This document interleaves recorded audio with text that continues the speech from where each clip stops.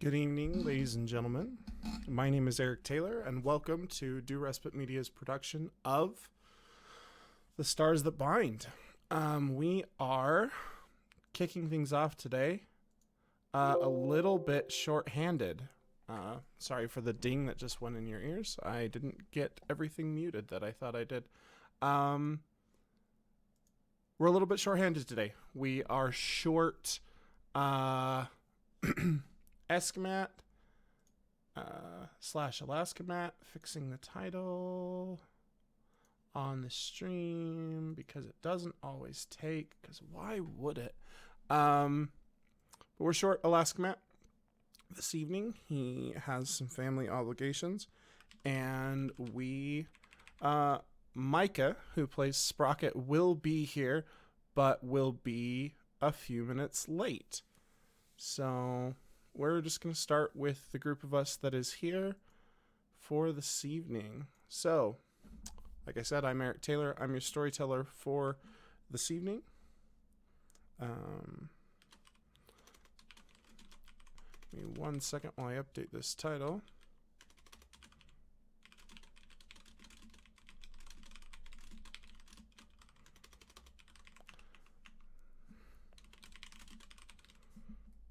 Okay.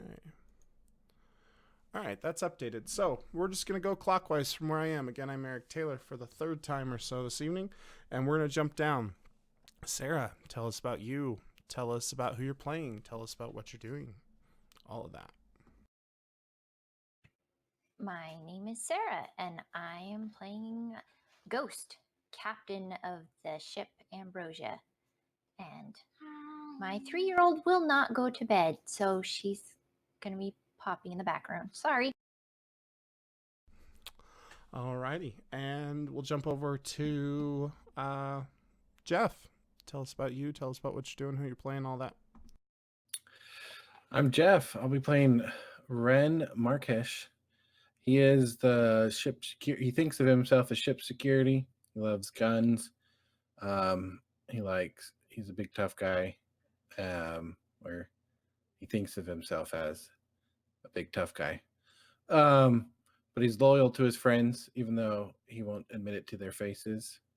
He won't leave them behind.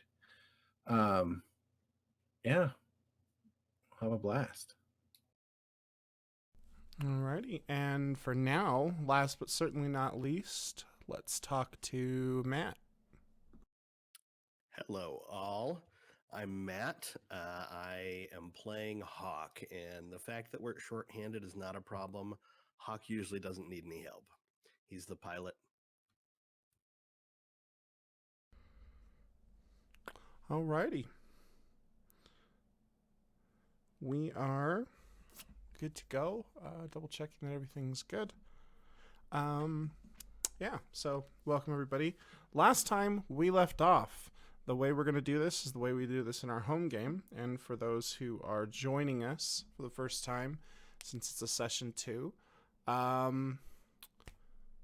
we're going to just jump around, and whoever can tell me in the briefest amount of time possible, so you got about 90 seconds to 2 minutes, give us a recap of our 3-hour session last time. We're going to hit Matt this time. For a Benny, can you tell us what's going on here in space?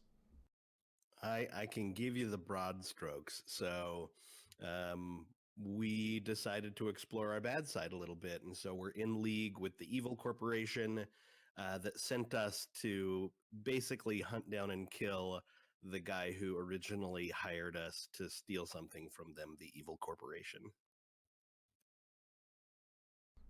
Okay. Give me a little bit more about what we left off on. We had a hacking episode. We met a gnome from apparently another galaxy. But what were you guys finishing up on as we wrapped stream so we know where we're jumping in?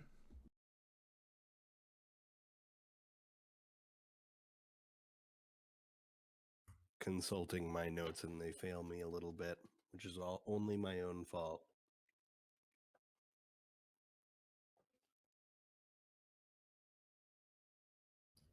I can say that we made it back to the space station where our original employer was supposed to meet us so we can drop him off. But we get there and find out that he's not there in person. He's in a drop-off location. So we have a few hours in the station. Me and Doc go off and meet a strange gnome, mighty fine fellow that gnome guy is, who scanned our cargo and found out, and he knew that it wasn't pure, but he didn't say anything. So I went and tracked him down. Ren did, and had a little discussion with him. Got along fine with him. Mighty fine character that guy is. Sprocket got in a little hacking trouble, but nothing Ghost couldn't talk her way out of.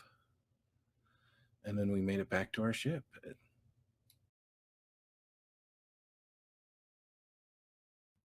And we supposedly have a rendezvous with the would-be buyer, but now target, like at 5 a.m., which is in a couple of hours, if I'm remembering that correctly. Yep. So you guys have a rendezvous on a nearby landmass, planetoid moon. I don't remember what we decided it was, but you guys are to meet his drop-off crew, his pickup crew. You're the drop-off crew there. And as you are all getting ready for takeoff, you, Ghost, your communicator, Apple Watch kind of thing goes off, telling you that essentially now's the time to go. But as you hit your button to kind of make your announcement to the crew to prepare for launch, you get an alert from excuse me, from the robot that works for Sprocket. Cyclic.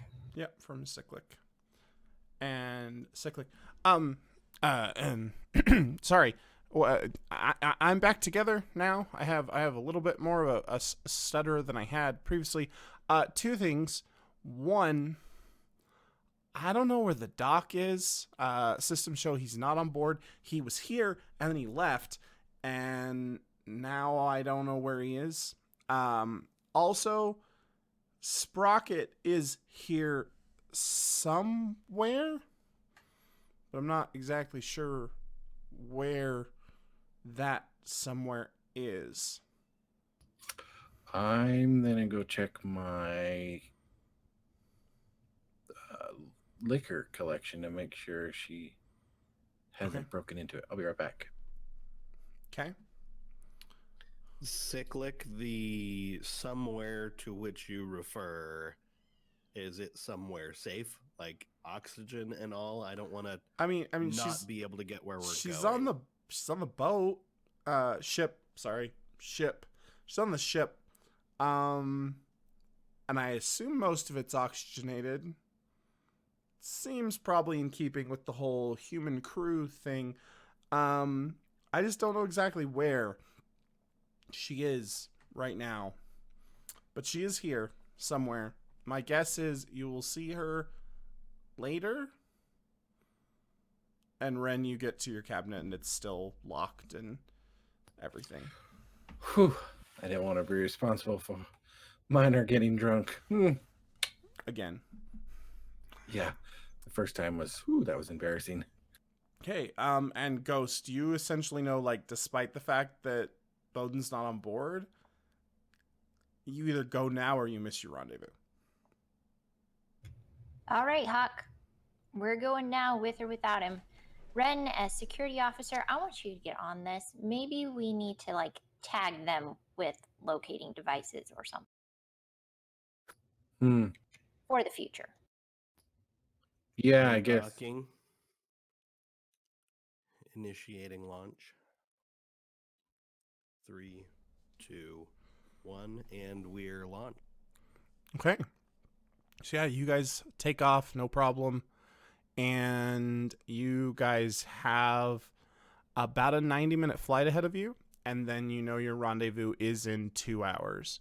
So it's as they would say in the Star Wars universe, a blue milk run of a flight. Like, you're not looking at any kind of difficulty whatsoever. The course has been laid out. Lemon's crew filed, a flight notification kind of thing for your group, and you're in the air, and you make your way to the planet. In that 90-minute time frame, nobody's seen Sprocket, and despite a couple of messages sent to Bowden's communicator, you get no response from Bowden as a thing. So no one is exactly sure what the deal is there, but you have your coordinates essentially at about the 45-minute mark from the meetup, so about 15 minutes before you're due to arrive. You get a notification on your communicator, Ghost, that has the rendezvous coordinates on the moon as to where it is you're supposed to land and where you're supposed to meet. Sending these coordinates to your console, Hawk. Okay. All right. Are you just going in, or are you doing like cursory scan? Like, what's your plan? Well, my MO is always to know as much as I can about the destination and landing site. So I'm doing a bit of a surface scan, and I'm as well as a little bit of the lay of the land. I remember from the description it's the fourth moon of the third planet in the neighboring system. So are there other moons, asteroid belts, things like that, and want to be aware of anything big on approach? Nothing in terms of space that's going to cause you issues. The moon itself, where you have been set up to do the drop-off, where the drop-off's been set up to take place, is in a canyon. There isn't a place you can land the Ambrose that is, like, it's not like you're going to be able to land the Ambrose, walk off the Ambrose, and walk right up to them. Like, you are probably going to land 5-10 minutes away. And you can give me a... We'll call it an... Go ahead. Jen, do we have a shuttle? Like a smaller craft that we can land our spaceship and then... You hop in have a shuttle you have like a rover, like you have like literally like a wheeled kind of driving apparatus, essentially like a Humvee or a Jeep sort of thing. But you don't have like another vehicle. You're not quite big enough to be housing other flight craft. Okay. But give me a notice roll, Matt, as you're doing your topography scan. See what you can pick out. Will do.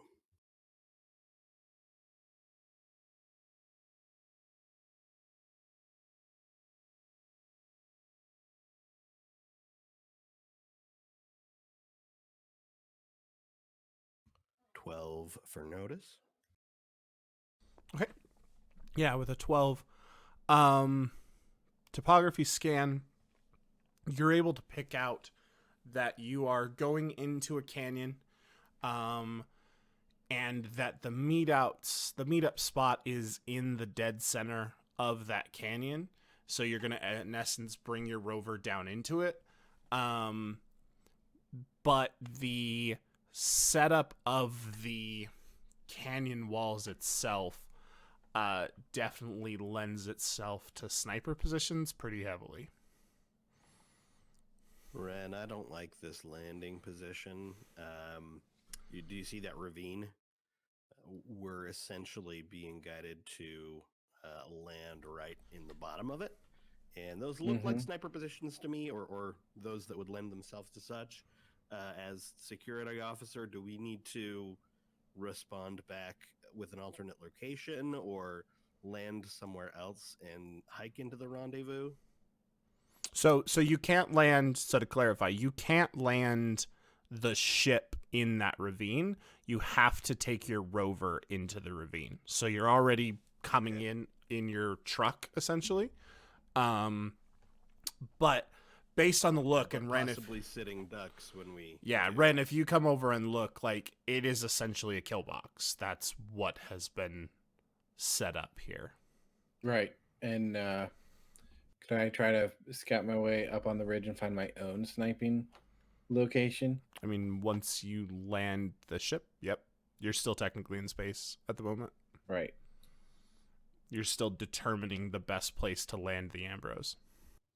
I mean, I would scout out and try to find the best place to both cover the canyon and my crew from Okay. fire. Yeah, so go ahead and give me you know what? Let's make this a shooting roll.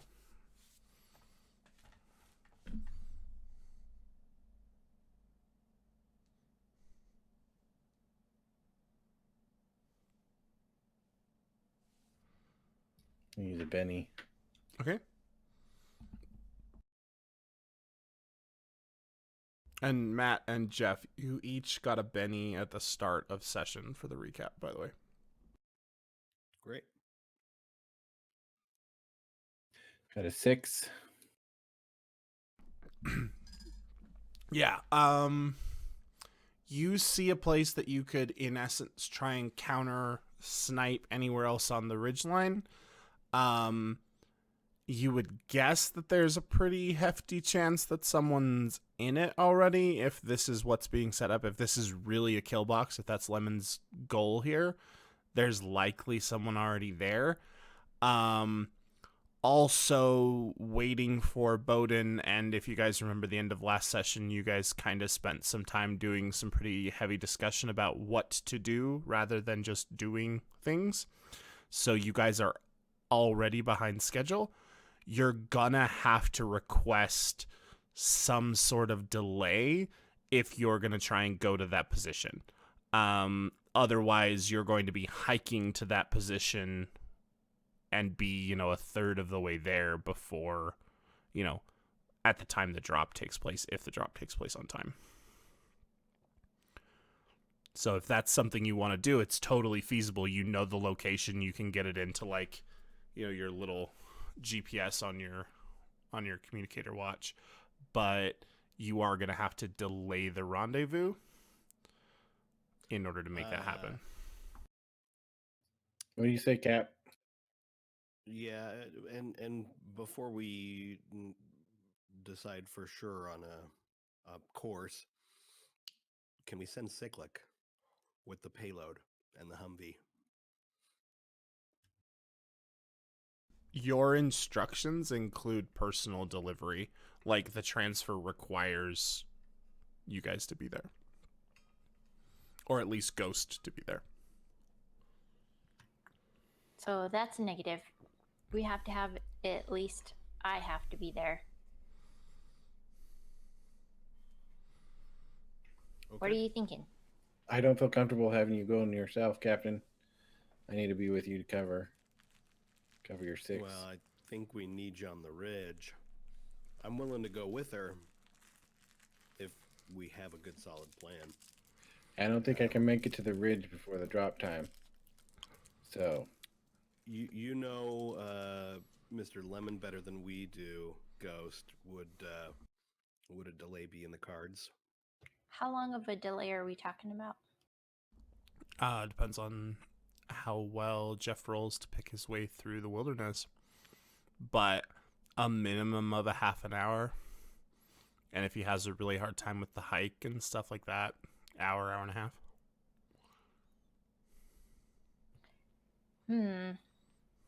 Mr. Lemon's been pretty picky about the details of this drop. On the other hand, I am very good at talking people into doing what I want. So, if you think it's important, I will give it a go. You also know, because we've mentioned it very briefly in the recap of the ship in the first place, there are airdrop materials on the ship if you essentially wanted to paradrop Ren into position as you did your flyover. I could get him placed where he needs to be. Okay, I'm trusting you, Hawk. Don't steer me wrong. All right, giddy up. Now, to be sure, you don't have to do this. I just wanted to make sure you remembered you can. Oh, I'm totally going to do this.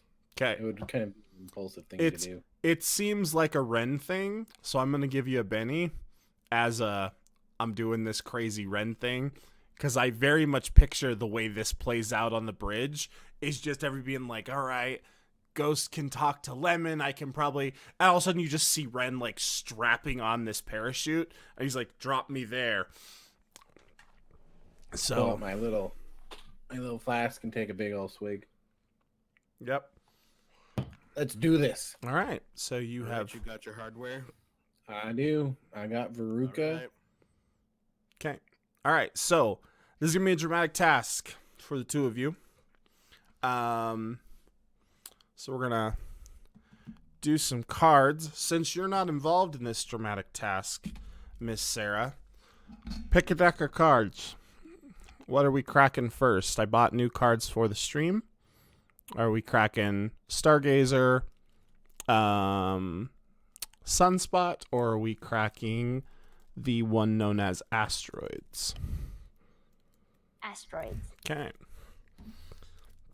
Or crack some asteroids. For those who don't know what a dramatic task is in the stream, dramatic tasks are fun.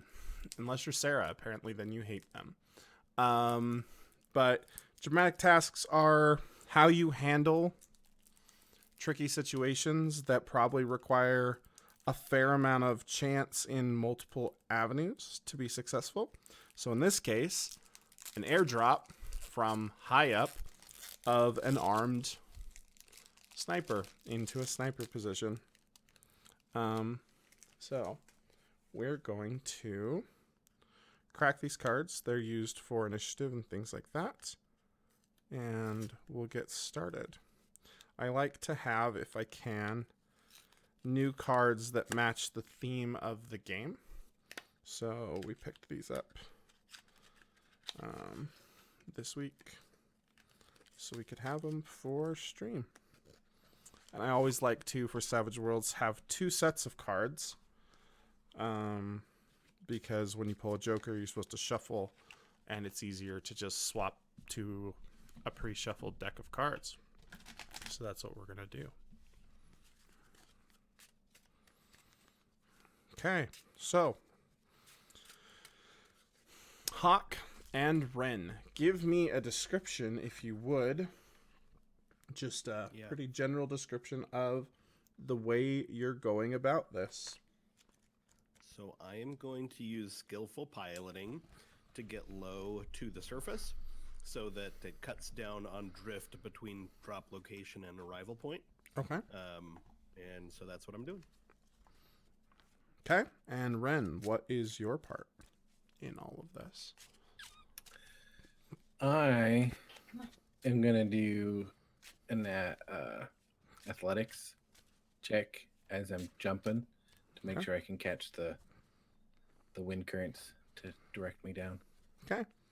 All right. So this is going to be just a challenging dramatic task. It's not going to be crazy difficult or crazy complex or anything like that. So you guys need to get 4 successes in order to get to the end there. And pull an Ace of Hearts. So, as with every dramatic task, things are kind of hard. They're difficult. They're dramatic. It's supposed to be challenging. You're at a -2, but you don't have any complications. You didn't get any. So, we are going to start with Matt. I assume that you're making a piloting roll as your first roll. Yes, I am. Okay. Give me that piloting roll. And that is a 9. Okay. And you say -2? Yep. So 7. All right. So with a 7, you guys, not quite that raise, but you do get one of your successes, and you come flying in. And the first thing you notice is with your topographical scan, you're still getting used to your sensors on your ship. So there is a bit of like a pretty heavy wind and dust storm up in these cliffs, and so that is making things a little bit harder, which is why you got that 7, not that 8, just for like storytelling purposes. But you do manage to get yourself in a position to where essentially you're able to pop the cargo bay and have him jump. Jeff, go ahead and give us that athletics check, and we'll narrate the way this goes, depending on what you roll. Got a 4. All right, and you're good with 4? And then try one more. Okay.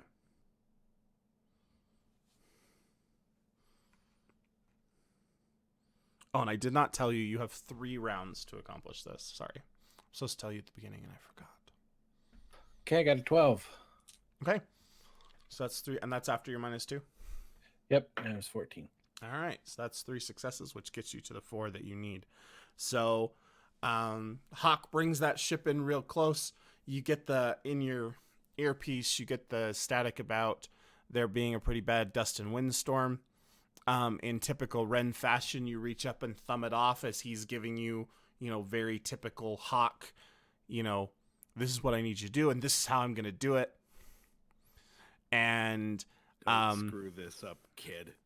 yeah, so lowers, and because of the dust storm and because of like the cargo that you do have, you're only lowering it just enough for you to essentially make a run up and then just like slide out. And so you make your run, you slide, and you plummet down beneath the ship. You deploy your parachute, and sure enough, you land within half a mile of where you need to be. And so in the time it takes them to get landed and get the rover loaded and get the rover to position, you're going to be golden. Okay. Before you're out of range, Ren, want to let you know if it's trouble, I'll do a little hand across the neck symbol, okay?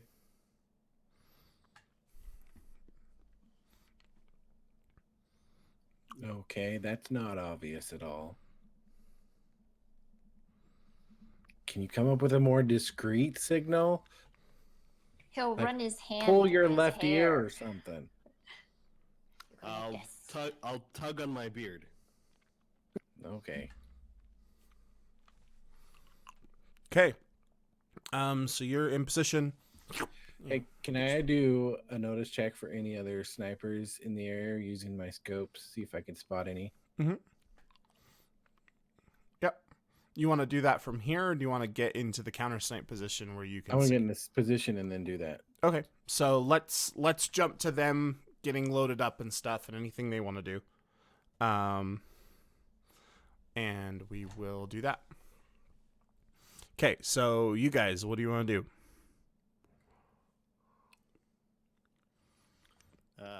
Land at the closest location to where we have to be. I'm guessing it's kind of on the edge, like on one of the. It's on. We'll say it's on the goes down west. into It's on the- the west end of the ravine. There's a path down in from the west and a path down in from the east, and they had you land on the west end side, and you guys are meeting in the middle beneath an old Okay. Georgia pine. All right. Is it kind of switchbacks to get down in? Yeah. Okay. So I'm on the west side. I park it pretty close, and we unload the all-terrain vehicle. Mhm. So we're rolling out the cargo bay. Ghost, I'll just load up the crate if you want. What do you think about taking one of our security bots with us? How about Ray, maybe? They're mounted into the gun turrets. Remember? Oh, I They thought don't. they were little bots that could move around. Nope. They're very Never much mind. like welded to the chair. They're much less cute now. I would love to do that, but since we don't know where Sprocket is, I don't think she can pull an on-the-fly, modification. Yeah, and I'm not sure I want to bring Cyclic with us. What do you think? Should we bring him with us and leave him in the car to protect the car? Yeah, I do. He's proven somewhat handy. What? I get to go? Oh, I didn't think I was going to get to go. This is so exciting. Okay, He like starts to like spin his arm a little bit. and he's like, zzz, zzz, zzz, and he holds up one. And he's like, I have a knife and a blowtorch. Those are like weapons, right? Yeah, I can totally go. And he like clambers up into the thing and he's like, I would guess Hawk's driving. And he moves out of the driver's seat and he's like, shotgun.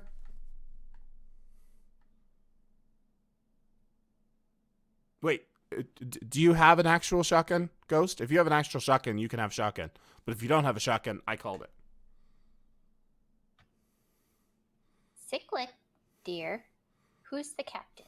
Right, but captains don't ride shotgun. They ride in the captain's seat. And you know what? This Jeep has 2 captain's chairs. They're on the second row. If you pull the little lever in the middle, they'll turn and face each other. Lovely. I want you to sit in one of those. Am I the captain now? Never. Oh, okay, fine. And he unbuckles himself and rolls back in and buckles himself into the captain's chair. And he does. He pulls the little lever and spins himself sideways so he can look into the middle. Great. All right, Hawk. Okay.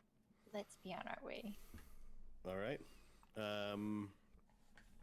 I start tearing down those switchbacks. Okay, so you start heading out, and at this point, you hear the like snapping noise as Ren, you turn your communicator back on.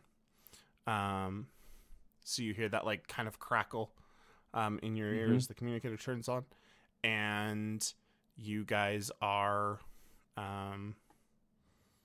you're in position if you wanna. As you get there.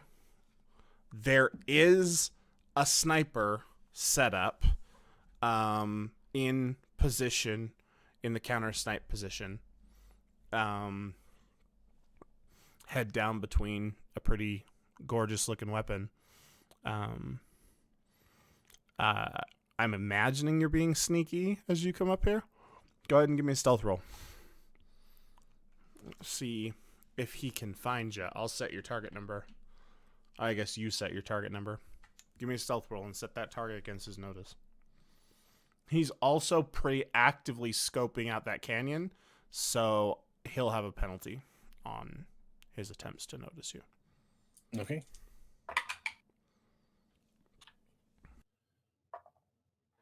Six. Okay.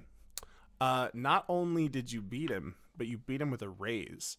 So you have the drop on him for anything that you want to try and do to deal with his existence. I don't want to kill him. Mhm. I want to knock him out. Okay. With the drop, if that's what you want to do, you can just walk up and just, rifle butt stroke to the back of the head, and he just face down and is out. And Okay.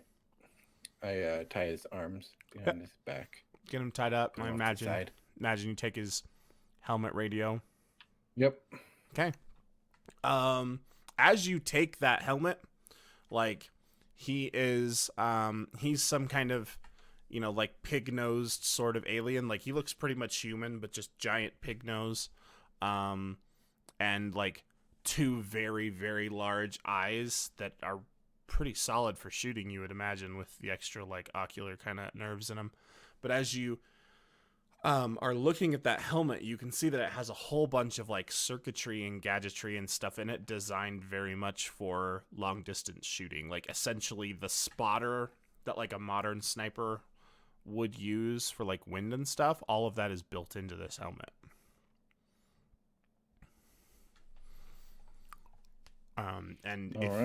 And you can, if you decide to put it on, like you can make use of that, number 1, but number 2, you also would have access to their radio channel at that point. Yeah, definitely. I'm gonna put it on. Okay. All right, so you pop that helmet on, and you have access to their radio channel, and you hear some chatter and some confirmation that they did a pretty low flyby, but because you guys succeeded so quickly on your dramatic task, they're asking for confirmation if anything was dropped out of the ship or anything like that, and nobody can confirm anything. So it looks like, at least based on radio chatter, that you got away with your airdrop scot-free. And they do confirm that you have landed. And you are able to... you can make that notice roll now at this point. And because of the radio, like, the radio has very basic positioning, like directions, kind of like a video game HUD, where you have just like slight green arrows off. You're able to look in the right directions to try and get where you want to look. So I'll give you +2 on your notice. 7. Okay. You rolled before I could fit. That was with your +2?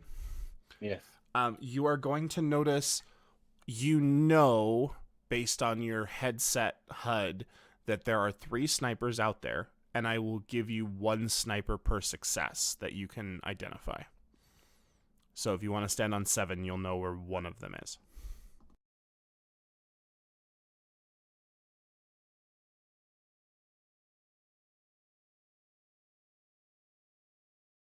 Yeah, I'm just going to stand on that. Okay. So yeah, you're able to pretty simply pick up the 1. You have a vague idea, like roundabout where the other ones are. But this one, exactly where that one is.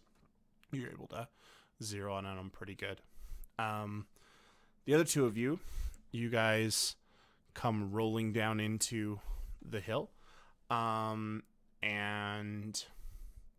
you reach the bottom of your switchbacks just in time to get a check-in from Ren that he's in position and he's neutralized 1 sniper. And you can, it's up to you, but you can let them know that there are 3 others out there. You do hear on the radio, Ren, you hear the voices of Ghost's right-hand man and the Ghost... Sorry, not Ghost right-hand man. Yes, your right-hand man is also there, Ghost. Lemon's right-hand man, as well as Lemon himself, is on the call.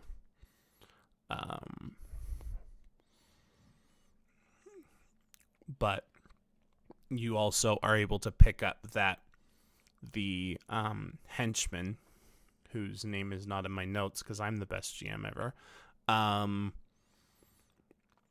is escorted by his 2 bodyguards as normal to pick up the deployment.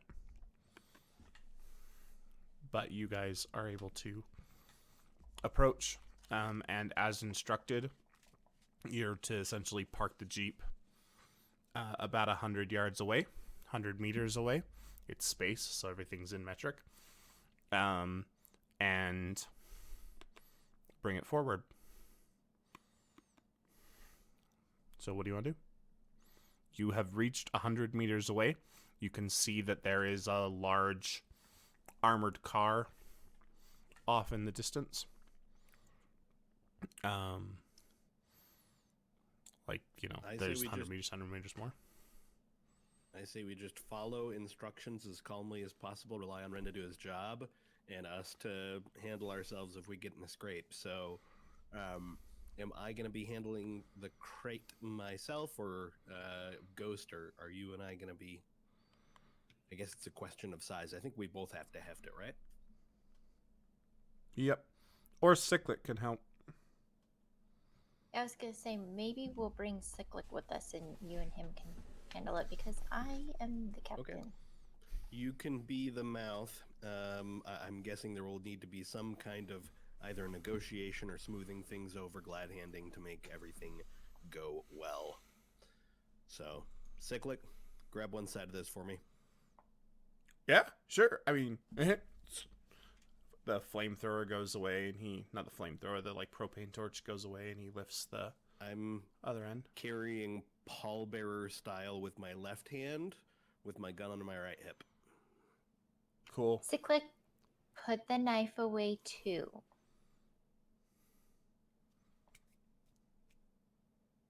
What about a club?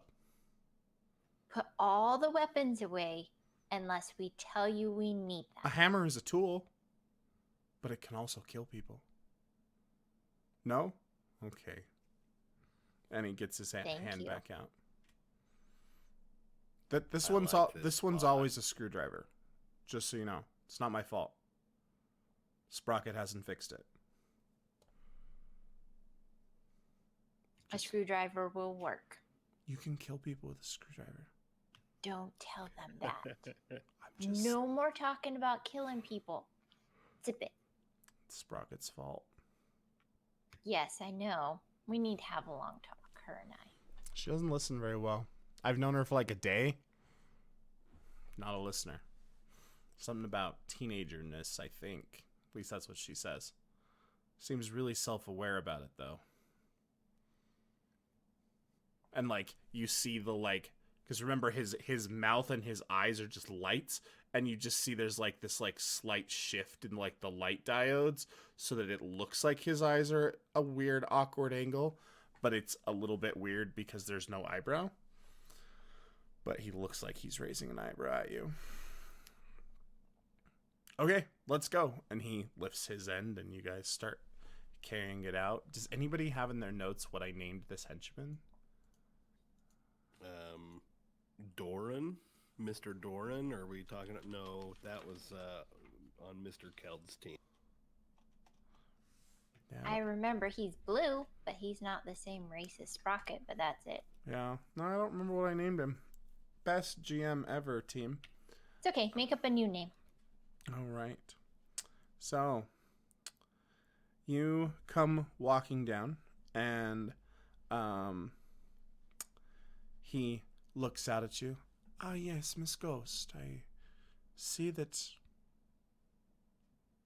is an interesting choice as to who to bring. I imagine you left the rest of the crew to watch the Ambrose, correct? Yes, they can be a bit rambunctious at times, so I didn't think that we needed all of them to come with me. I see. It is very interesting, Miss Ghost, that you managed to acquire such a beautiful vessel in the time that we were separated, when your funds were so low when we first met. Well, Good pilots attract good craft. What can I say? Less, I Yes. hope.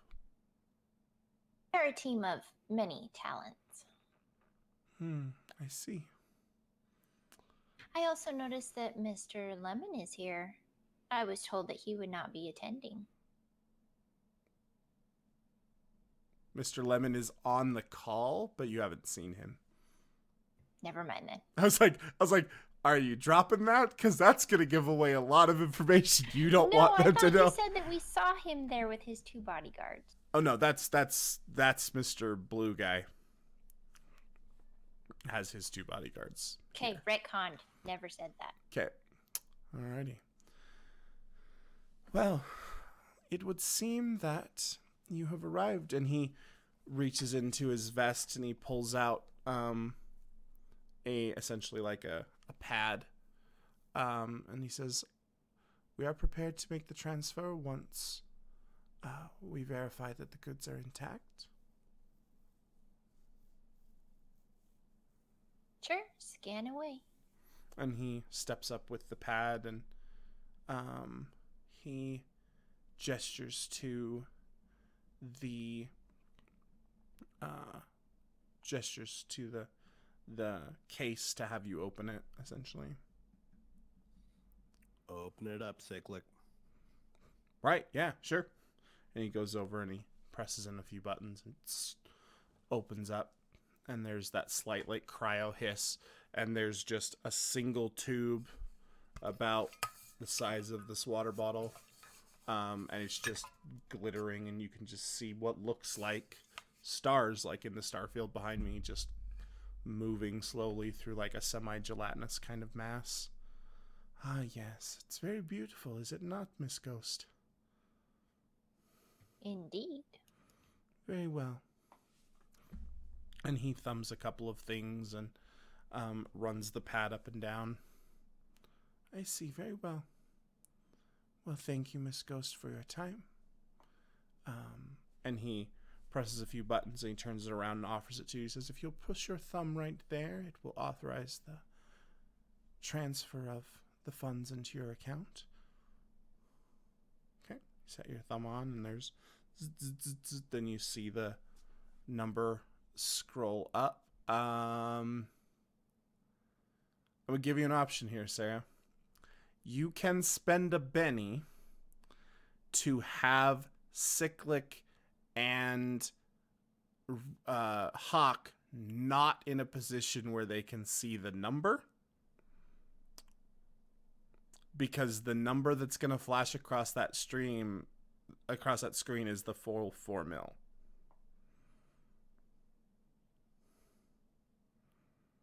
I will spend the Benny. Okay, so the Benny spent. You, Ren and Cyclic, sorry, not Ren and Cyclic, Ren knows from talking with Newt. Hawk and Cyclic don't notice that it's a 4 million spin up, pops into your account. And he nods and he says, very well. It's been wonderful doing business with you, Miss Ghost. And he reaches up and he taps his earpiece and he says, everything is in order. Stand down. And you hear, like, kind of scattered around, and where you are, Ren, you can see that the snipers essentially, like, pop up in position and start to move away. And there's kind of this pause. Unit Bravo, stand down.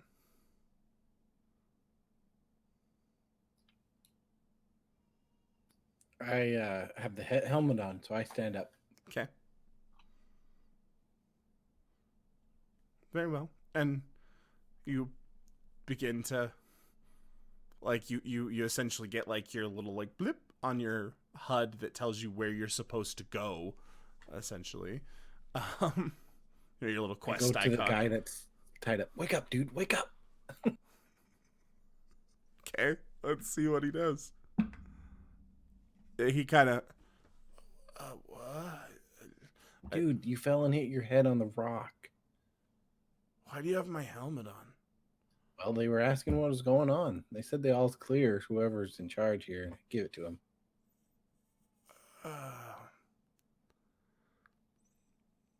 Here, I from some of my drink.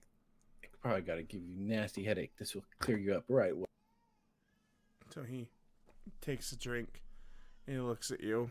Let's see. Yeah, he rolls a 1.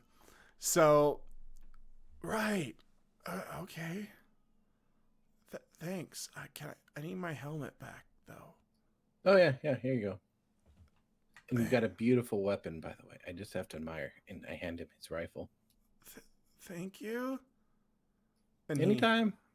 He turns and starts heading back toward his rendezvous point, and you guys can make your way back to the rover and make your way back to the ship. And it's gonna take you about half an hour, and it's gonna take about an hour for Ren to rendezvous with you at the ship. Can I shorten that at all by making a bit of a trip in the... There's not really a place to land. Or yeah, okay. Essentially you're in the clear zone, and this is a bunch of rocky, like, nastiness. So he's just gonna have to hike to you. All right. Hey, Cyclic, good job out there, man. Hey, thanks. I didn't even need these. We'll find a use for them soon enough. Yeah, I've been learning some combat on the YouTubes. All right, we'll have to spar, but you don't get to draw blood, okay? Seems difficult, but I'll do my best. And with that, you guys make your way back to the rover and head back. But you guys are pulling up in the rover. You guys get there about half an hour early, and you find, sitting on the gangplank to the cargo bay, Sprocket, just sort of hanging out. She's got what looks like a metal hand in her hands, and Cyclic sees her from a further away distance, and he just like stands up and like rolls down the window of the rover, and he's like, Sprocket, we gave him the stuff. Sprocket. They didn't let me use my knife or my propane torch, though. I've been watching all the combat on the YouTubes like you told me, and they didn't let me use it. Oh, a hand? I mean, I have 2 hands. And now a flamethrower and a gun. Knife.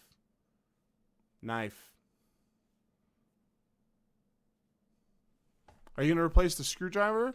Or are you going to replace the clamp thing? I don't know. Are you good enough to make them rotate? All right. Then I don't care. One of them. It'll be good. All right. Cool. Yeah, so we dropped off that stuff. They didn't suspect anything.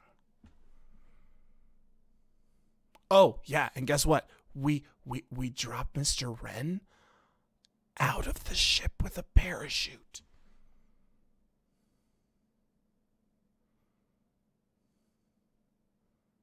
Well, because there were snipers. We can let Hawk talk. Sorry. He's a person. I'm just a robot. And he, like, gets out and, like, goes up into the ship.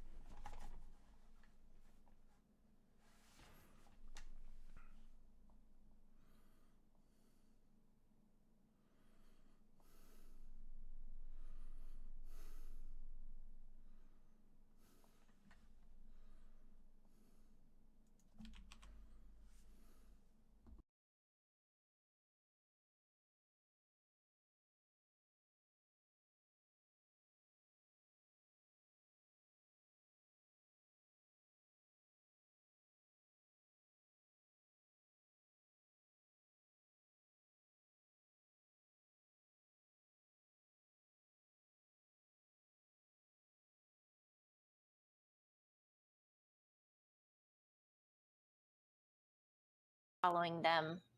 It would be good if you could see what kind of ship they're in, whether they could possibly outgun us, though.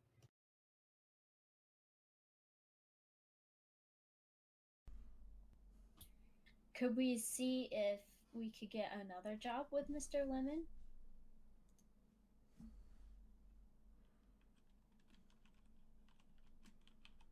Have I made it back to the ship yet? Nope. You're about half hour out.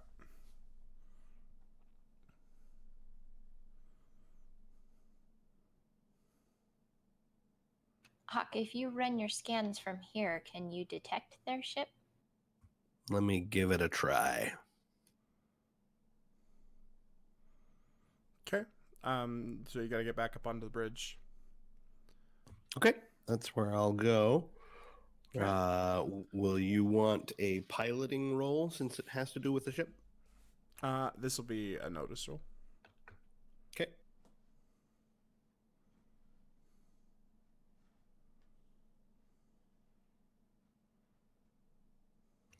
Five. Okay. So you can pick up that their ship has not left the ground. But you also pick up a couple of like exhaust trails. And you can't really pick up any other ships, but you do pick up exhaust trails that don't match the signature of that size of vessel. Coming toward our location or leaving our location, coming toward the They're pale just in the planet, or atmosphere. They're leaving just in the atmosphere. moon? They're atmospheric exhaust Okay. trails.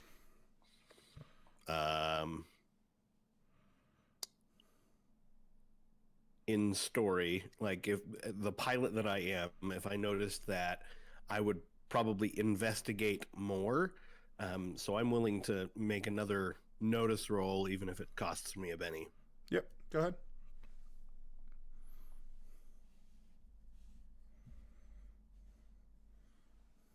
And while Matt rolls out, I apologize, chat, that we lost player audio there for a minute. I didn't change anything, and all of a sudden you guys are like, we can't hear anybody. Oh, no, we can, but I didn't mess with any settings on my end. So sorry for that. Essentially, they picked on Sprocket for a little bit. And then they decided to go back on the ship and look for their employers' vessels while they wait for Ren. And my notice roll was a 9. Okay, so with that raise, you are able to pick up the exhaust trails, and you know enough about ships to know that these are two like small craft kind of fighters that are used both in atmosphere fighting as well as in space, like single man kind of vessels. Perhaps even with the lightness of the fuel, like the fuel traces in the exhaust, possibly even like unmanned aerial vehicles like UAV kind of things. But there are two separate exhaust trails, and they seem to essentially have been making like laps. But even with your raise and with your scan, you're not able to locate the vehicles themselves, which leads you to believe they're probably cloaked. Ghost, we've got a couple of fighters in or around our atmosphere. Can't locate them better than that. I want to make sure Ren knows. Ren, are you on comms? Roger. All right, just keep an eye out. I'm going to put activate the shields on the vessel here, and unless are you on flat terrain where we could go out and get you in the rover? You can definitely go get them on the rover. Your shields won't do anything in atmosphere. The atmosphere will interfere with what they do. Like, they're not designed for use on planetary surface. All right. Ghost, provided you are on board with my plan, who would you want to deploy to go out and get him in the rover? My preference is to stay with the ship.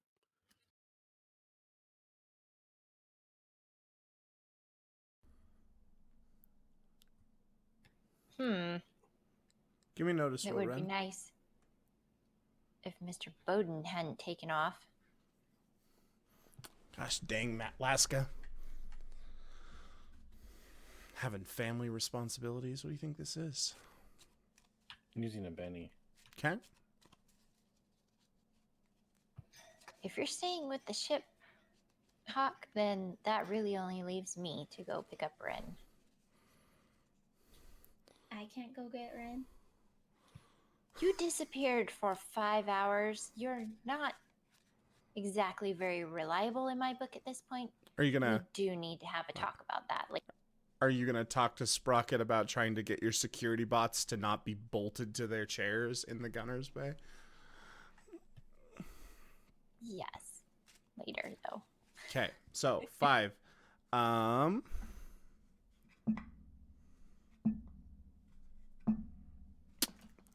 That's unfortunate for you. Okay. So I'm going to roll this now. He has the drop on you. Oh, but oh wait, no, that's a different character. Never mind. Too many characters. I was thinking, wait, don't I have danger sense? Oh, wait, no, that was our last game. 10 versus your parry. 14 because of the drop. 14 versus your parry. 6. Okay, so that's hit with a raise.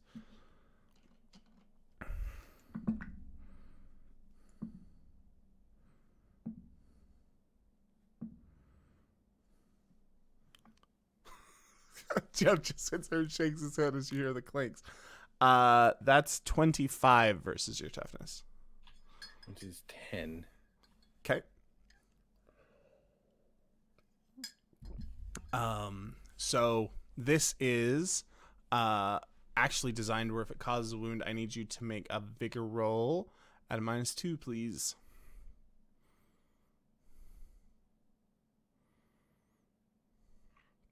So as you're making your roll, essentially you kind of think you get a flicker out of one eye and you turn to look, right as it's like, all right, Ren, somebody will come get you in the rover kind of a thing. And then you just suddenly get the image of like the flicker appears out of the opposite side and there is a bright flash, and all of you on your end who aren't here, you hear like kind of like this brief little bit of static, but then you don't get anything more. And as you're like tapping your earpiece, your radio's fried.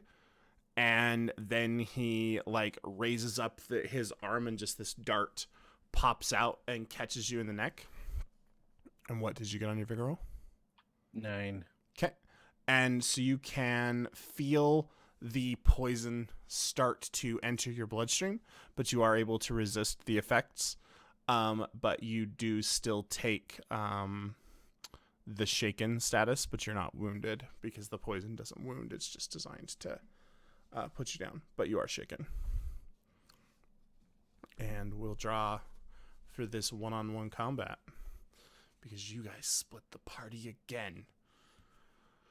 3 of diamonds goes to Jeff. Ace of diamonds goes toward the other dude. And so he is going to multi-action. He is going to swing his energy sword at you. Not his energy sword, but it's like a vibro blade in Star Wars. And then he is going to disengage and re-engage his cloaking device. So this is a multi-action. But he will roll. And he will get a 6 versus your parry. 6. Okay, so that will hit. And pulling up his... Oh wait, I have Veruca, so that adds +1, so 7. 7. That's a weird concept to me, that having your sniper rifle gives you +1 parry. Okay, that's fine. We'll go with it for now. I don't buy it for a second as a concept, but we'll go with it. Okay, so you're up.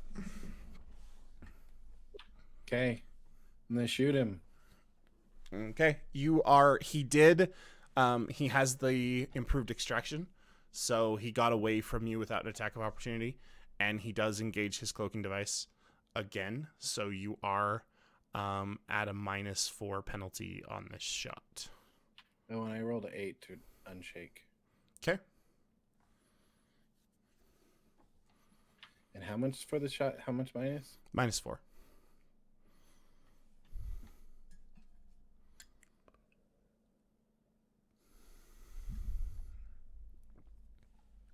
Did you roll double ones? I love when people roll double ones. It makes me so happy. Well, largely when it's not me. All right, so you lift Veruca up. You go to pull that bolt action back, slam that bolt in, and you pull the trigger, and you just hear this, and you just smell this horrible, horrible smell of just burning. And your bullet has impacted inside of the chamber, and Veruca's done until you get her repaired. Okay. I'm gonna drop Veruca. Okay, new round. Jack of diamonds to you, sir. 10 of diamonds to me, sir. So, you, sir, are up, sir. What would you like to do, sir? I'm gonna pull out my Desert Eagle Okay. on my waist. I'm gonna take a shot at him All right. again. Okay, don't roll double ones again.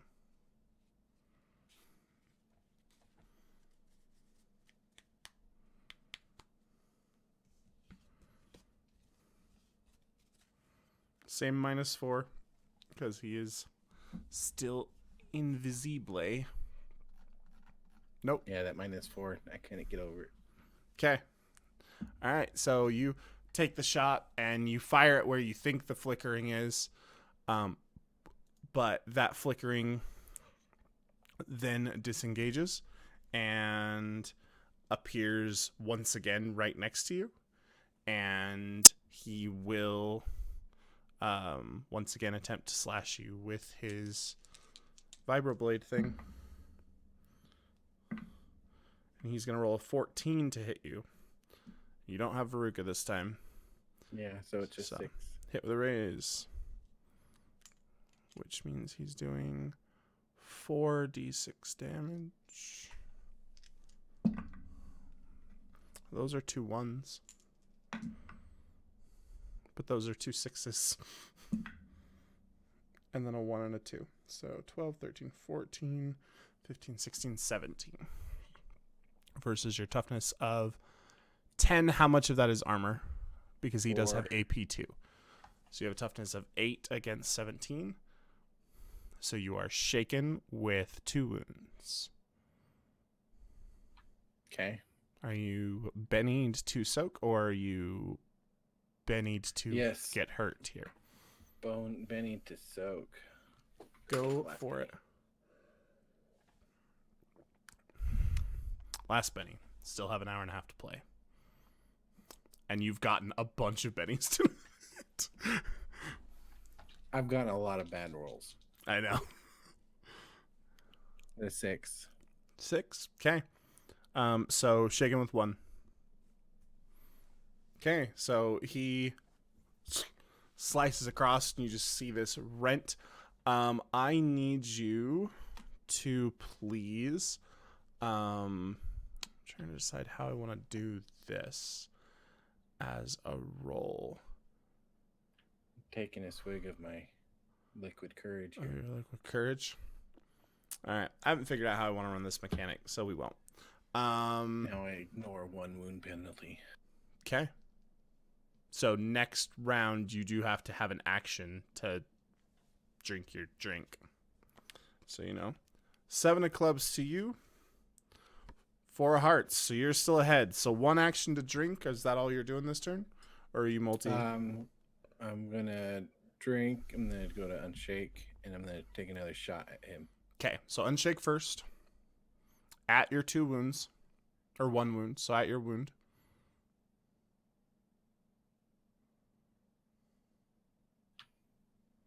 11. 11? Okay, that'll do it. So now you drink and then you're going to take another shot? Yep. Okay, so he is not invisible. However, you are firing in melee. So you are firing at his parry. And you are at a -2 for the multi-action. Okay.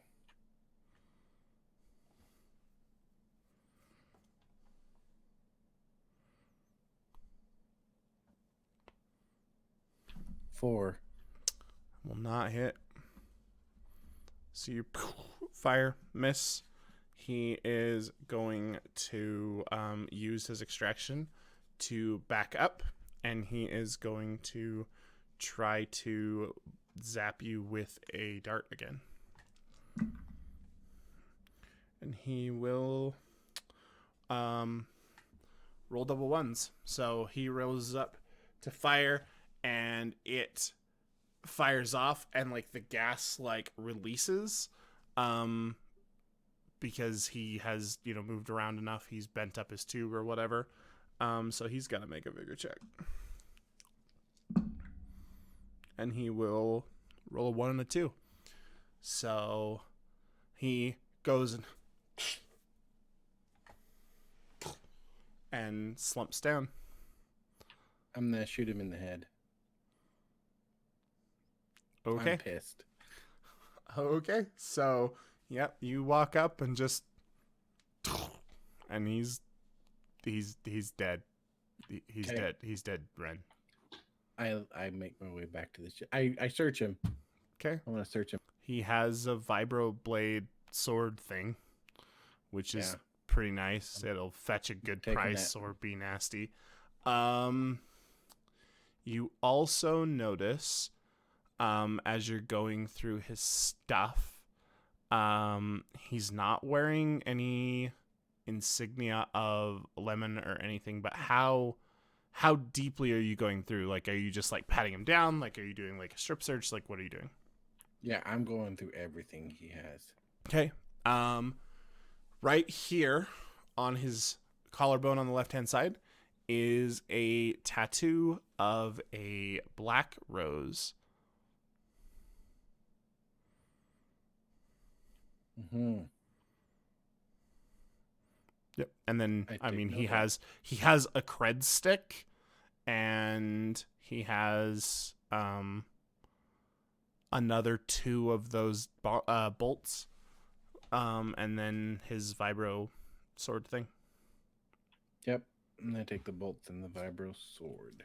Okay, so you have 2 tranquilizer bolts and a vibro sword that does 3d6 damage, and it says strength plus 2d6 and AP2.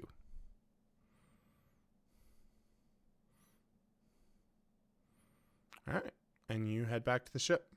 Who did you send on the who'd you send on the rover, Ghost? All right, so about 20 minutes later, you come up over a hill and you see that Ren is walking toward you, and he's got like this vibro katana thing up over his shoulder, and he's definitely bleeding from like the shoulder area.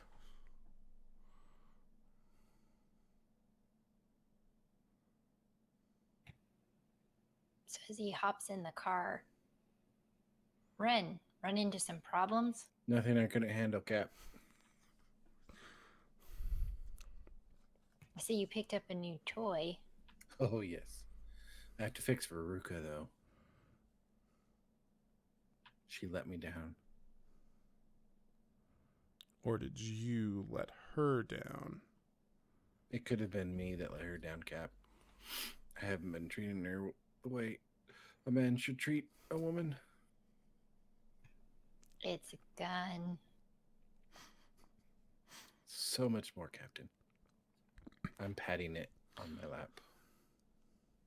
I've already started the car and we're driving. Yeah, I'm gonna give you both a Benny for definite in character interaction there. That was very much how those two would have played that scene. 20 minutes later, again, back at the ship. You are now about an hour and a half, almost 2 hours after the rendezvous. And I'm guessing because you're Hawk, you have not stopped keeping a monitoring eye. That other ship has not broken orbit yet either. It's still just hanging out where it's been the whole time. And then you get the like blip, blip, blip, blip on your screen that shows that the cargo bay has closed. And you get like the little alert on the console that shows that the rover is essentially in its bay and has been secured. All right. I take off, and unless Ghost tells me otherwise, I'm heading back towards Seleucia Station. Well, first you hear over the comm, Ghost says, Hawk, status update. And then I say, Ren, move it off to the sick bay, patch yourself up. One remaining fighter, permission to proceed back to Seleucia Station. All right, but Ren ran into trouble out there, so keep your eyes peeled. I don't think we're out of this yet. 10-4. Okay.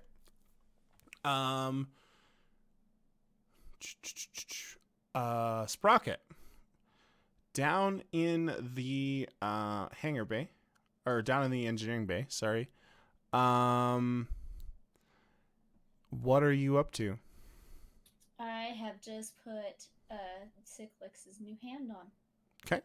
Yep. So that took you, most of that hour that has been And spent. it rotates, and it's cool. Yep. So it, one One version is the screwdriver. The other version's the hand. He's a little bit sad. He is. You're fine. He's a little bit sad because you're like, these ones are like goldish color, but that one's all silver. Like, we can get paint somewhere. Okay.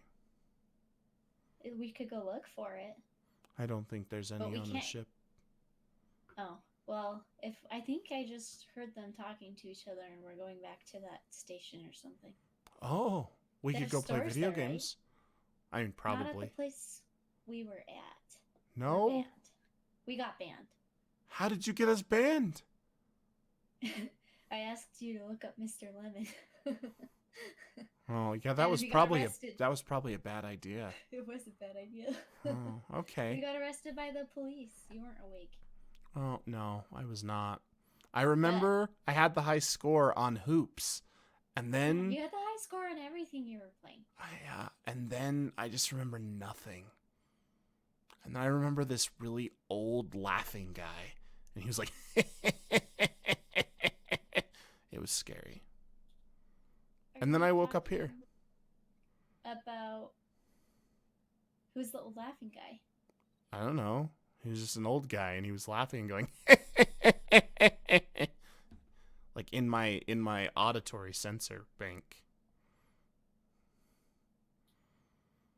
That's weird. Yeah, if I slept, I'd be super afraid to sleep. Sounds like a nightmare. Yeah. Being old does sound like a nightmare. It's not what I was talking about. The guy laughing sounds like a nightmare. They probably both are bad. Probably. If you see any other old men laughing, let Sprocket, me know. what Sprocket, look.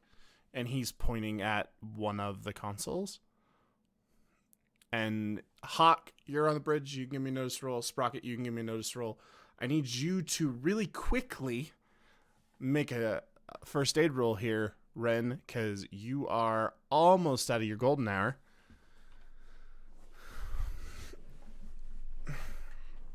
And where did you go, Ghost? Did you go to the med bay or did you go to the bridge? I think I went back up to the bridge. Okay. You sure you didn't come to the med bay and help me? I was about to get on the comm and tell Sprocket to go help you. I love how I love how Jeff's like, I'm gonna flirt with my wife's character, and his wife's character's like, no. But I was just hoping she has a better healing dice than me. My notice roll, I spent a Benny to get a 4. Okay. So I'm now at 3 Bennies. I got a 14. All right. So you, Hawk, are in the process of lifting off as you've been instructed, and you just see like an energy surge on your console. Sprocket, you like, it gets pointed out to you, and essentially you have done something, not you, but like essentially they routed it so you can technically run the ship from the engine room. You don't have the codes to do all of it, but like essentially the bridge could become the engine room if necessary. Like the engine room could become the bridge. But you take a look up at this screen, and there is an energy surge, and it is about 4.5, 5 kilometers away, which is roughly where that other ship was. And you, with the 14, that ship is definitely blowing up. Is that the ship that they just, like... Yeah, gave them the ship stuff? that they just gave the delivery to. Okay. So I'm gonna immediately go on comms and be like, did you guys blow them up? Because they just blew up. Negative. You weren't here to put a bomb on the Stardust, so we didn't. Well, then who blew them up? Because they just blew up. Ren, who did you run into down there that gave you a problem? I didn't ask his name. I just shot him in the head after he tried to kill me. Anything to go by? Like, Well, I did he find a look- really cool sword. He did have a weird. Now that I think about it, he had a weird tattoo on his neck. It was a rose. What Black color was rose. it? It's black. We've seen those before. So maybe like the combination on that commander's salad that she had on her uniform. Mhm. But Black Rose Syndicate. And you didn't feel like maybe you should tell us about that. I'm sorry, but Veruca needed my attention. what happened to Veruca? A little misfire. I didn't oil her enough last time, but I'm making it up to her right now. Do you need help with it? Okay, we need to focus, people. The Right. Obsidian Rose could possibly be out here for some reason and be blowing ships up, and we're out here. We need to leave. Give me a piloting what check. about killing Mr. Lemon? Hot what am I giving you, Eric? pilot check.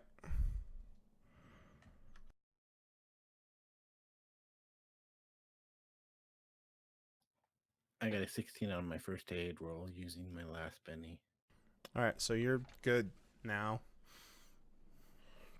I got a 3 on the first one. I'm like, no, I'm using my last penny.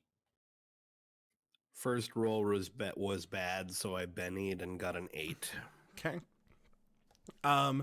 So as you're flying along, you are listening to what's going on, and you glance down at your instruments, and you tend to fly mostly by feel.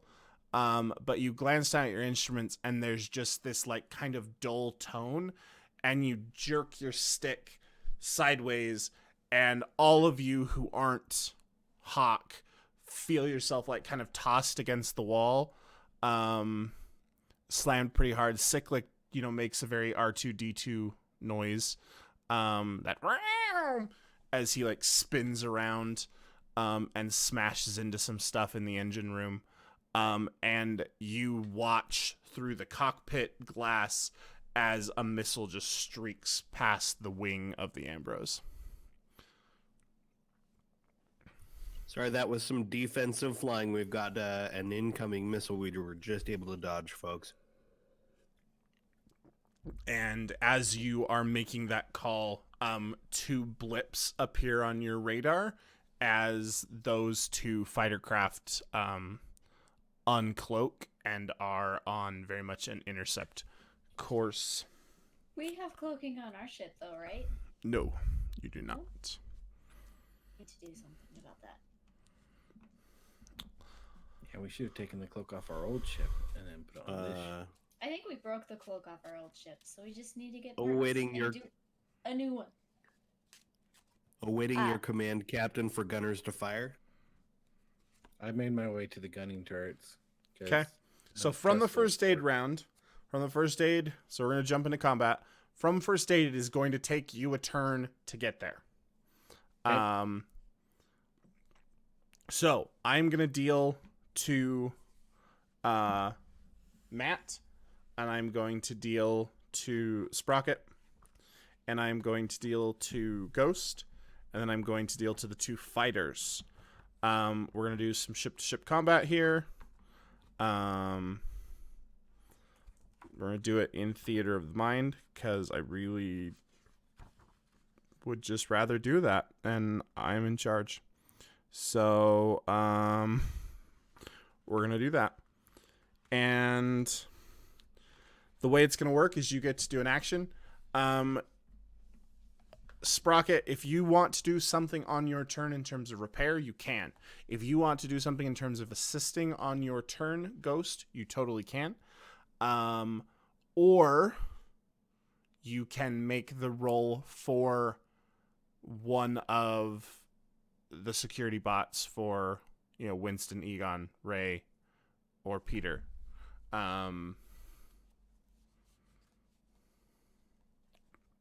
That's up to you. And then Matt, you're going to be in defensive flying. The way I'm going to run that is for every success you get on a fly roll, you're going to add to your ship's defensive roll for the turn.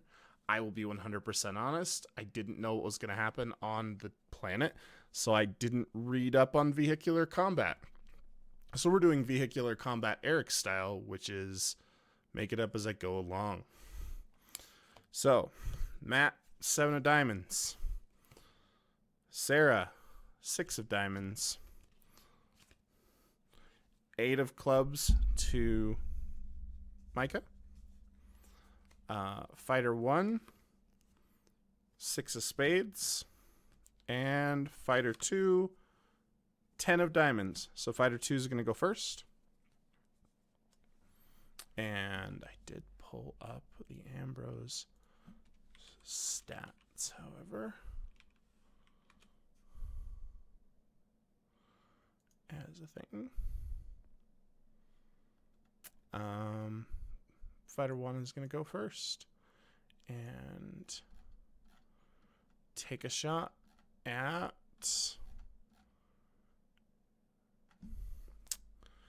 the Ambrose.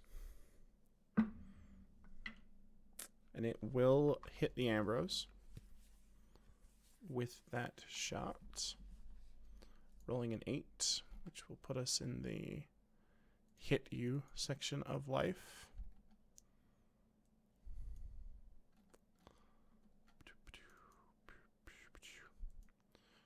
Okay. Rolling damage on that attack. Sorry, I'm bouncing back and forth between a handful of screens. Bear with me, chat and players, as I do that.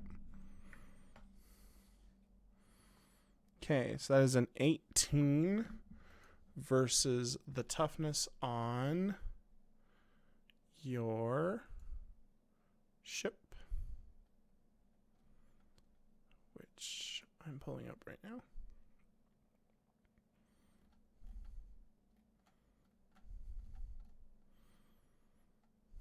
Okay, so that will not damage your ship.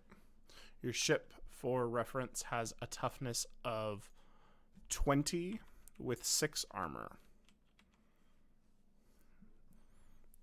Okay. Sprocket, what are you doing? Is there anything I can do repair-wise that would help secure things if we were hit? No. You don't have any, like, proactive repairing that you can do.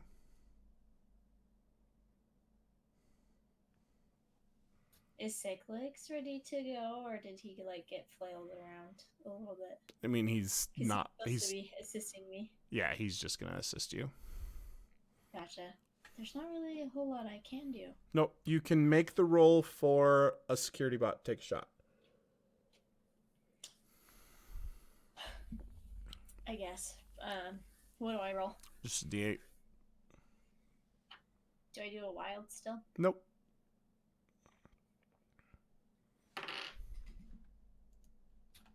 Can I use a Benny for this roll or no? If you would like to, yeah. Okay, I'm gonna Benny that. Okay. I got a 4. Alrighty.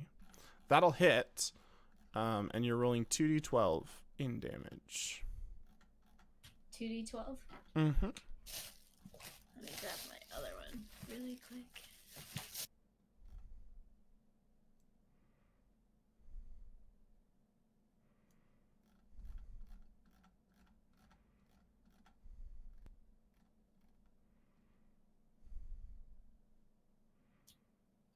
I think I'm gonna Benny that too.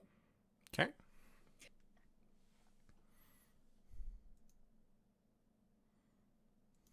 Okay, I got an 8. Okay. So your that cannon does not penetrate their armor either. Okay, so that brings us to Pilot. You are up, Hawk.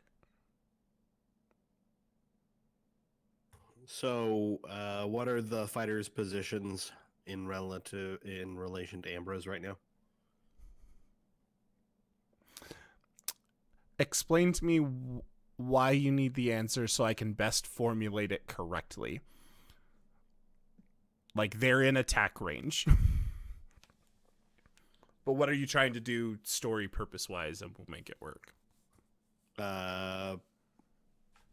Allow our gunners to be in optimal position. Okay. So you want to do your piloting rolls this time to add bonuses to their attack rather than add bonuses to your defense? Yes. Okay. Yep. So give me a piloting check. For every success, you'll add +1 to all gunners until your next turn.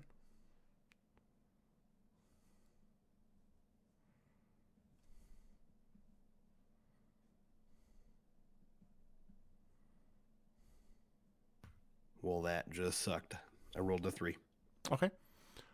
So as you try to kind of finagle and maneuver, you realize that this ship is super sleek and nice when you're doing some of the bigger, broader kind of stuff that you've done, but she's a bigger boat than than the Axion was.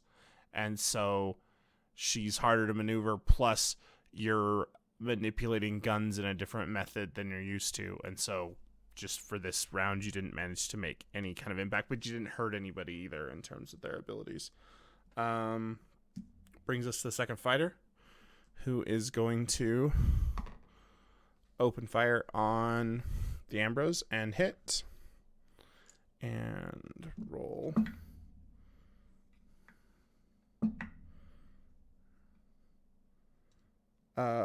And that will be 22 with AP2.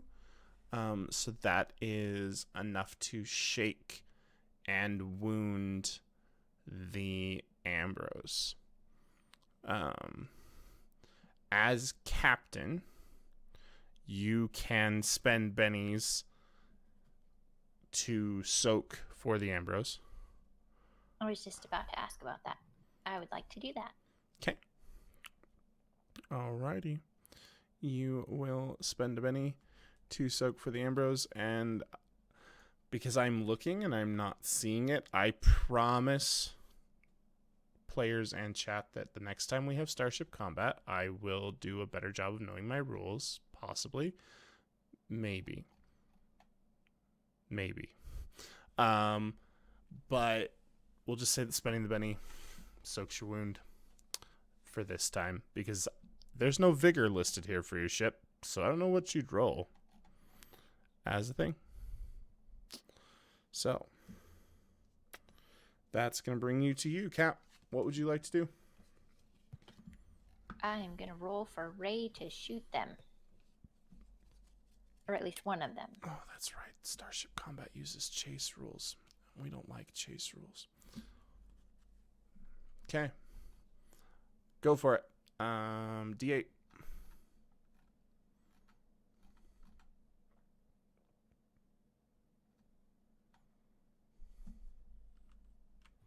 $17. Yeah, that's a hit with a raise, yo. So you're rolling 2d12 and a d6.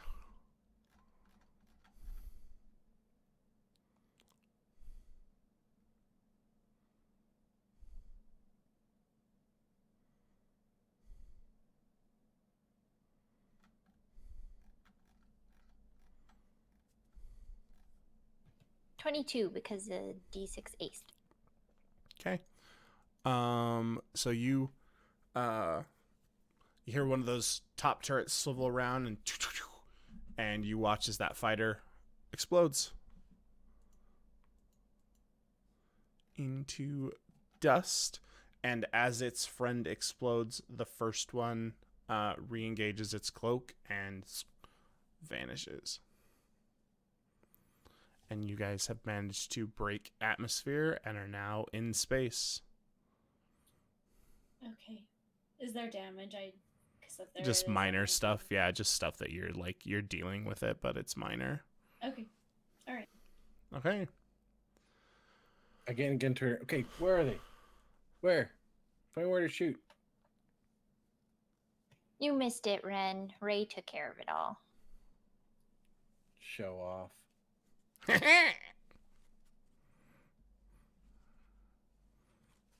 continue to scan the area, Hawk, to make sure nobody sneaks up on us.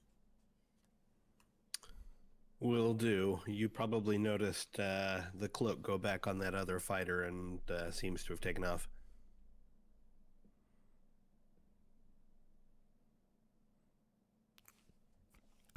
As you are aboard your vessel and heading back to Seleucia Station, give me an electronics roll or a computer use roll, Ghost.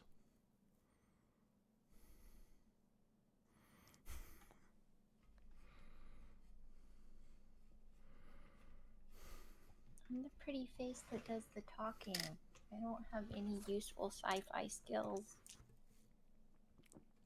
Oh, I feel like the pretty face that does the talking is a pretty quintessential set of sci-fi skills. Let's be realistic about this. Well, my D4 aced, so I got a 5, but that's -2 because I don't have any of those skills, so 3. All right. You are probably going to have some slight assistance by the fact that your computer exists. So we'll give you the success. Now that I know you don't have the skills, and as people in chat may not know, but as my players know, I don't withhold information from you, in a world that you need information in. A all points bulletin has gone out on the general local net, flagging a warrant for the arrest of the crew of the Ambrose, along with pictures for all of you. Wanted for the murder of Mr. Azul, as well as the destruction of several million credits worth of Lemon Limited property. So it sounds like, based on what you're reading, that Lemon Limited has determined that the loss of the Stardust that you delivered, fake though it may have been, the loss of their ship, and the loss of Lemon's right-hand man, his 4 snipers, and his 2 personal bodyguards, apparently is your fault. Well, guys, it looks like somebody took our plan to frame somebody else for the death of Mr. Lemon and framed us instead. We're now wanted fugitive. Yep, there's a large flashing red sign across each of your faces that says dead or alive. And you you're not pushing your push to talk button if you're talking to us, Micah. Okay. And Hawk, you are receiving an incoming call for the captain. You're at kind of the ops console, so you handle the flight and the basic operations. Captain, I'm being hailed with a request to speak with you. Are you answering? All right, put them through. Okay. It is your old friend who works for a TheraCorp. And he is very, very unhappy looking. Ah, Mr. Keld, what is up, darling? Your job, dear, was to eliminate Lemon. Not to eliminate millions of dollars worth of assets and get fingered for it. Do you want to explain to me how it is that someone that I know as at least moderately capable has managed to fail so dramatically? I think perhaps you should be looking at whoever feeds you your information because they don't happen to have gotten it correct. We did not blow up those ships that belonged to Mr. Lemon. We hadn't, in fact. But if you go back to your academy days, darling, you know that that's irrelevant. The fact is, you're flying an TheraCorp vessel with a TheraCorp paperwork And currently your faces are all over the net with the words wanted dead or alive beneath them. I had a lot Yes. more faith in you than this ghost. Interesting. So, you had us drop off some stardust to a certain commander who had a badge that showed that she at least knows the Obsidian Rose. Yes? I find it a little bit interesting that they then show up I'm and sorry, do you want sabotage. to run that by me one more time, dear? You put a crate on our ship. I did, of that was stardust. full of stardust. Yes. And you told us that at a certain point we were to give it to whoever. Bribe Commander Santiago. Yes. Yes. And she happens Commander to have... Santiago is a 65-year-old male, dear.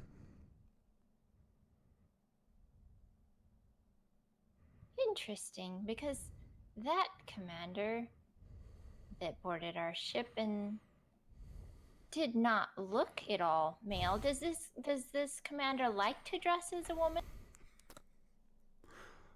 Not as far as I'm aware, although I don't judge, darling.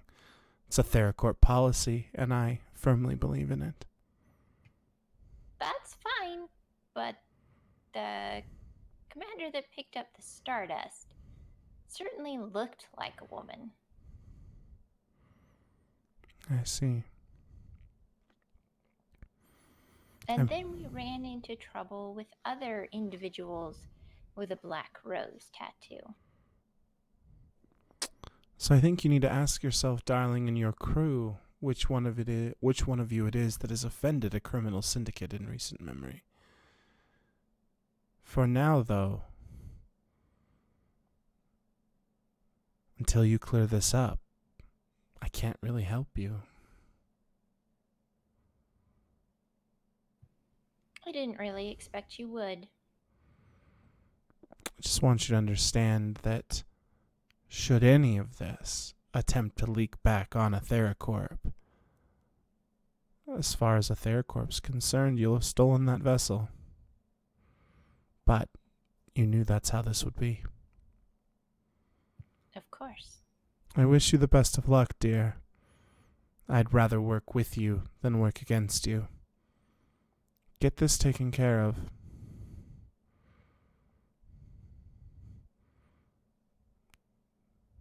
And as he, there's this long kind of like stare down between, your console, like your arm console, and you and him, and then cuts out.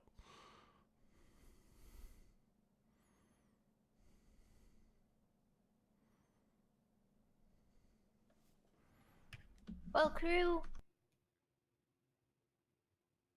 I'm not sure we have a problem. We've been cut loose.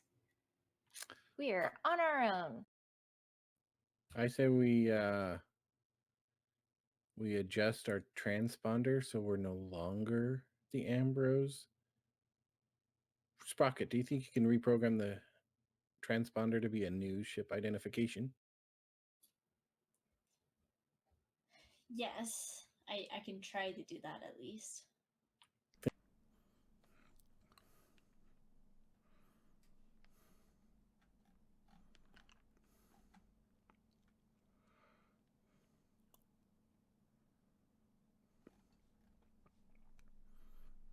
Give me an electronics roll.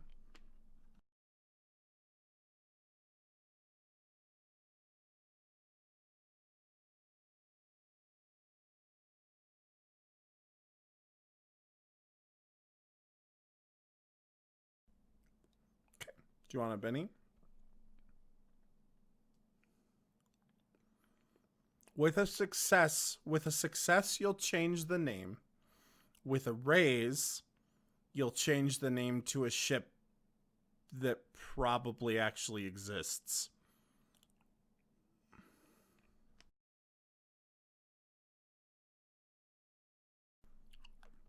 Success is 4, and a raise is always 4 more than a success requirement.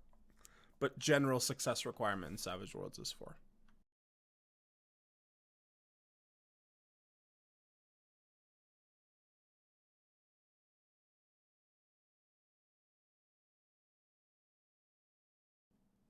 It's up to you. They're your bennies.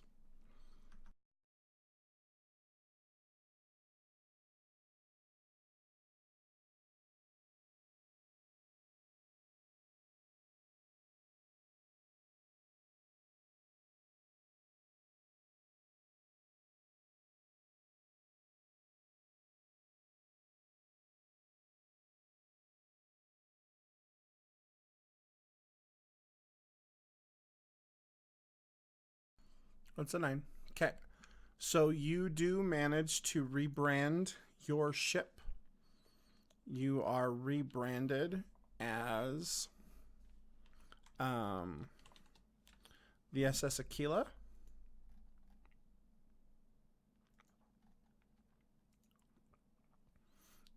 And you do manage to locate a vessel in the databanks that is currently listed as missing, hasn't been seen in quite some time.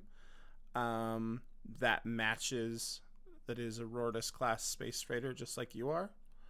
And you're able to, with your raise, edit it so that your transponder exists, and you're able to edit the existing net files to show like the markings and the coloration and the changes to your ship, such that anyone scanning your ship and comparing to net files will totally believe that this is the SS Aquila.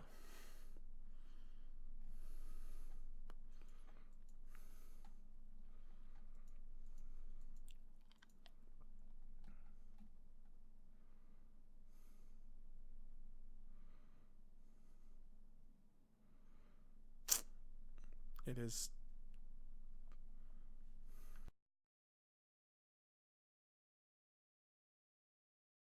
Mm-hmm.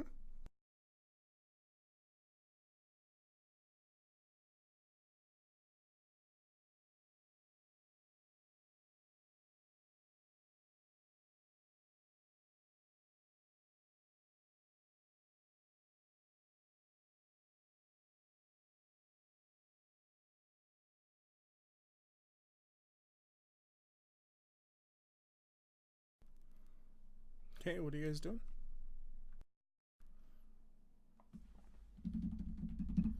Yes.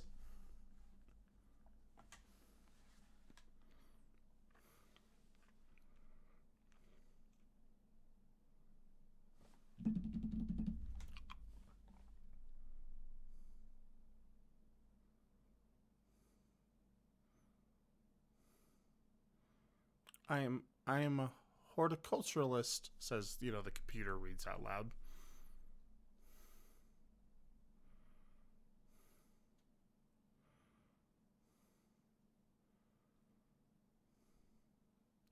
Um you may come to the medical bay, not to the medical bay, to the science bay, and I can run some tests.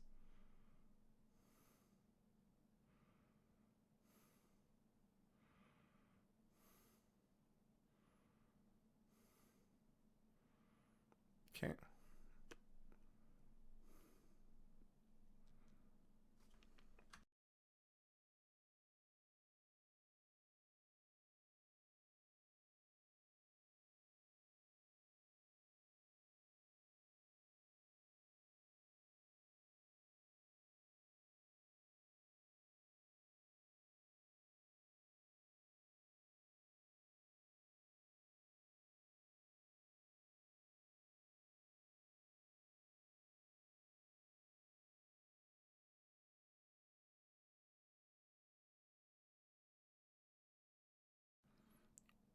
The Aquila is listed as missing for 4.5 years, so showing up to fuel is probably not an unlikely occurrence.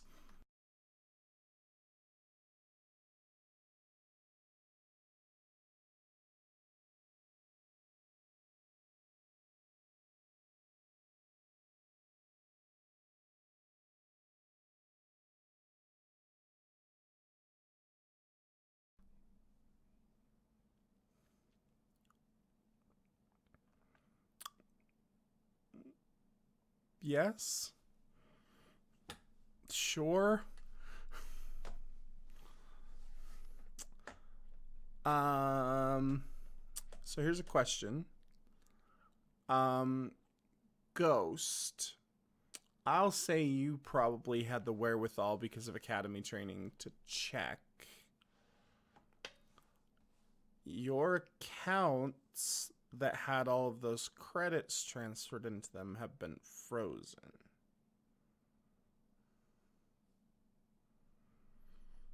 Because they're licensed under the names of people who are currently wanted, dead or alive.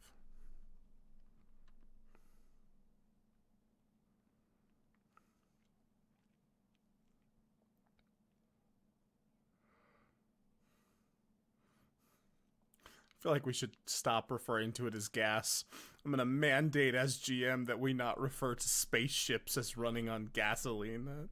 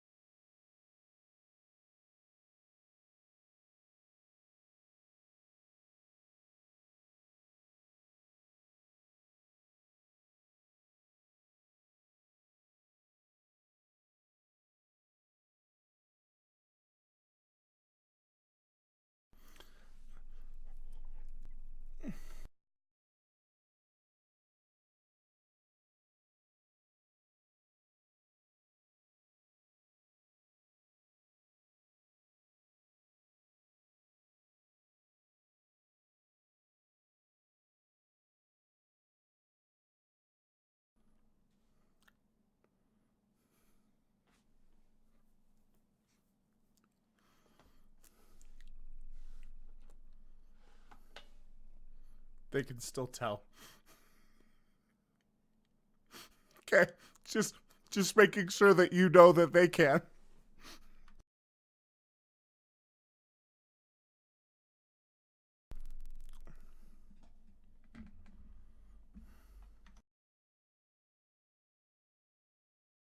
Oh, he's just barely getting to the science bay at this point.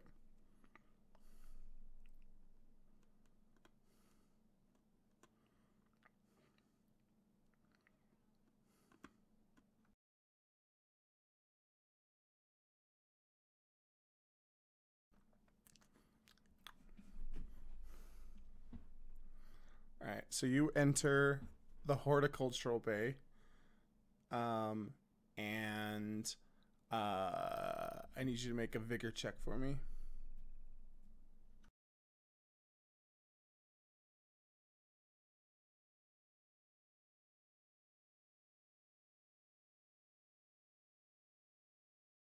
Okay. Okay, so you step in, and the very first thing you notice is you hear that kind of snick sound as your earpiece deactivates again.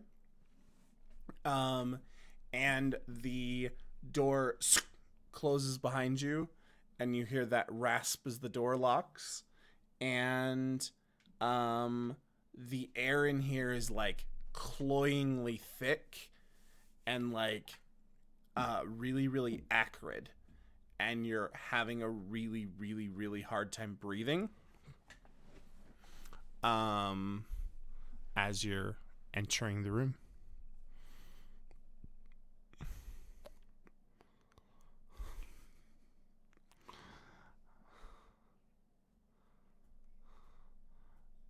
And you hear, "Yes, I'm aware. Luckily, I don't need to." And she walks into view, and she looks at you, and you can see there's like this like blue kind of like computer box that's underneath like on the stalk of the flower. I'm very concerned that this is who they apparently put in charge of this vessel. I've been with this vessel a very long time. And this is the fastest I've ever seen anybody get us in this much trouble. So, I feel like you may have some explaining to do. That is, if you can do so before you run out of oxygen.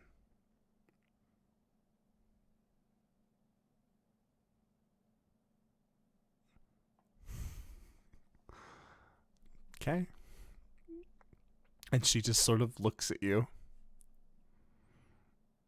It's your move, Mr. Wren.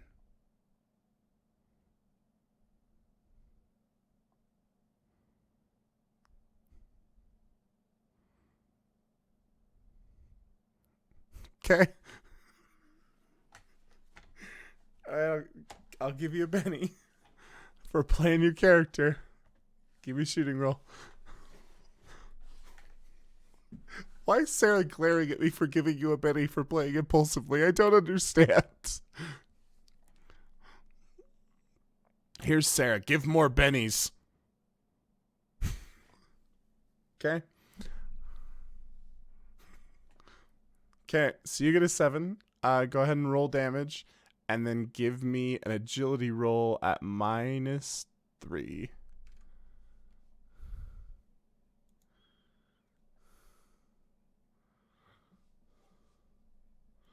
And then shoot her favorite character.